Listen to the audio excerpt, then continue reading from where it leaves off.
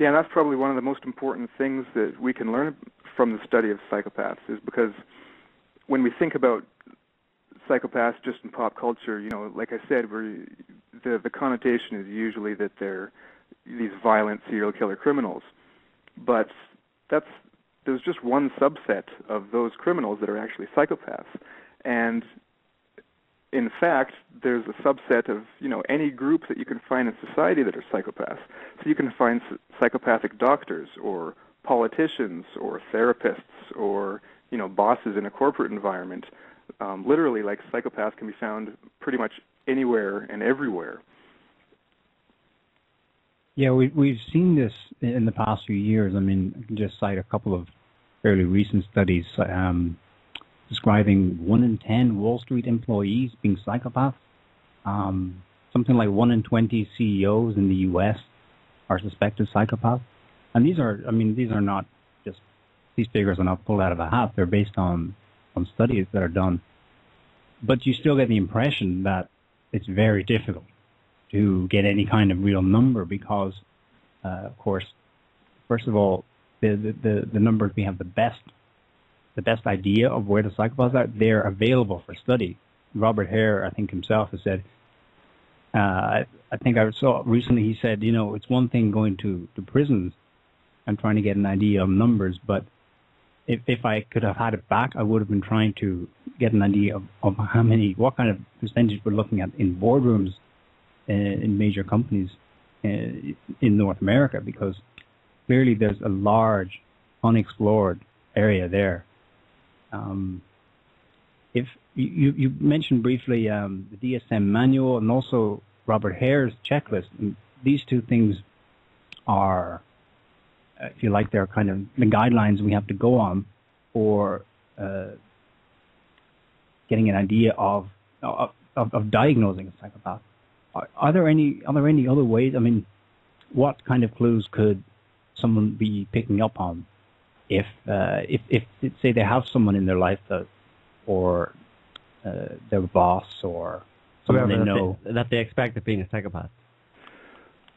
Well, there was a book published recently called Almost a Psychopath by Ronald Schutten and James Silver, and I haven't read the whole thing yet, but there's a good little checklist that they've got.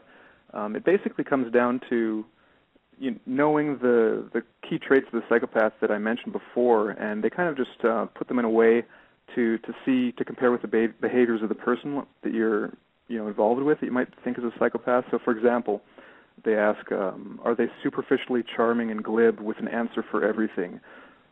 Is there a lack of empathy? When confronted with a difficult moral choice, do they more often than not, rationalize and arrive at a decision to act in their own self-interest? Do they lie repeatedly, including when it is unnecessary for minor reasons? Are they conning and manipulative? When they get criticized for something, is it always someone else's fault? When they cause harm or hurt to others, is there a lack of true remorse? Do they seem to have a limited capacity to experience and express feelings for others or maintain relationships? Do they find it easy to ignore responsibilities? Do people in situations exist solely for the purpose of gratifying their needs and wants? So those are some of the things that you want to look for. And I would add to that list, is your name Bill O'Reilly? Yeah. Because that just describes every interview I've ever seen him conduct. Yeah. Glibness, superficial charm, lack of empathy. Well, that's kind of interesting point, because when Neil was talking about Wall Street bankers and CEOs and stuff, it strikes me that it's possible that psychopaths can get their jollies, which is basically kind of like dominating and fulfilling some kind of destructive principle that they have within them. They need to destroy, to dominate, to control.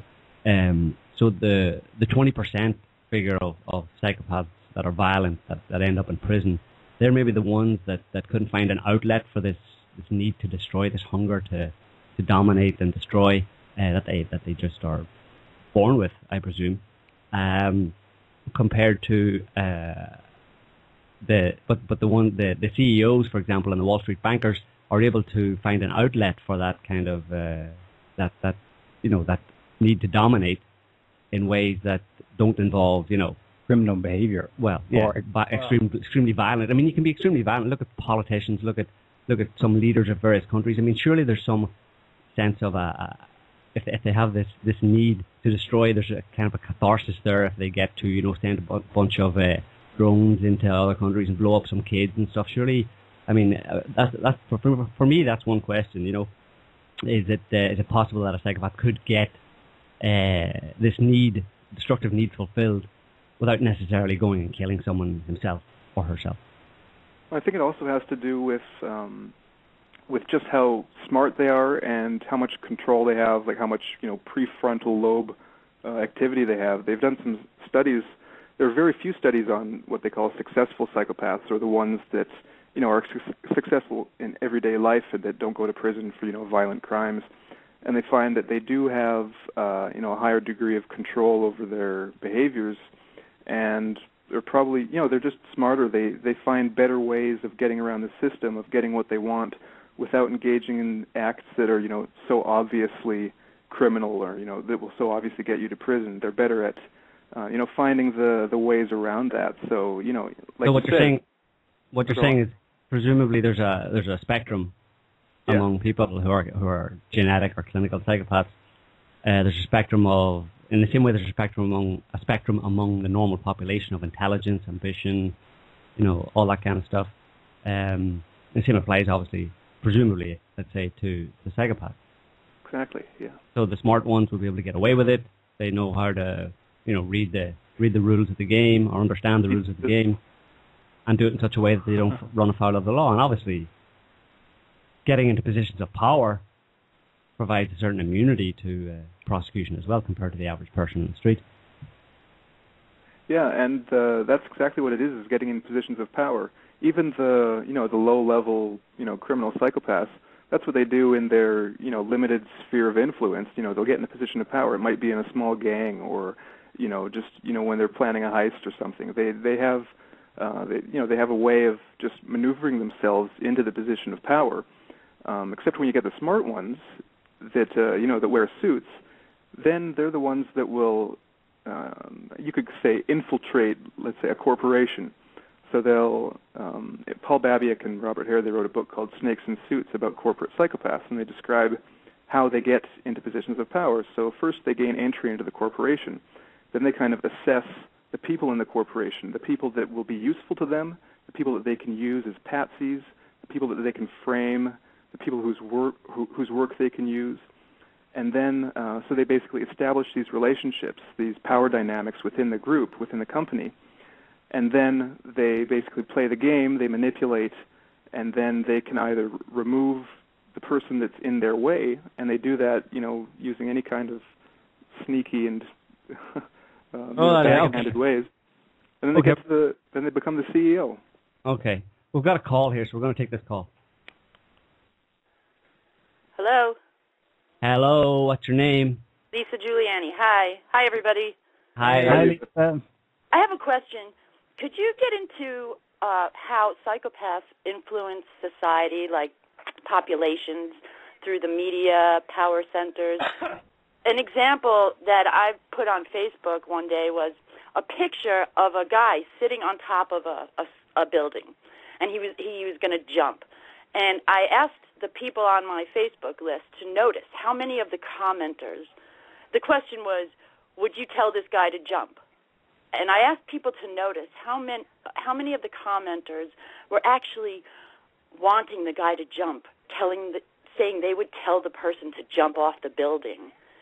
And asked them, what is this telling you about our society when we've got people who are encouraging someone to commit suicide? What's happening to our society? I just thought maybe you could get into that a little bit. Absolutely, yeah, that's a great point, and it is something we're going to get into. I mean, it's dealt probably most specifically by Andrew Lobachevsky in his book Political Ponerology, which is Harrison is the publisher, or works for the publisher of that book. So and he talks about the word ponerology, or ponerogenesis, which is the essentially the psychopathization of society and how psychopathic ideals are spread throughout the normal population, i.e. the non-psychopathic population. Yeah, because in trying to get people to understand why it's so important to learn about this, I try to get them to see that it's not just these political psychopaths in power, but that these things they're not really very human anymore. They've been changed, or they just are different from, they've always been different. But it seems to me like people don't understand why it's so important to learn about this, and I try to tell them that their influence extends, through the media and throughout the power centers, education, organized religion, if you could get into that, I'd appreciate it. Okay, yeah, we plan to. Thank you. Okay. All right.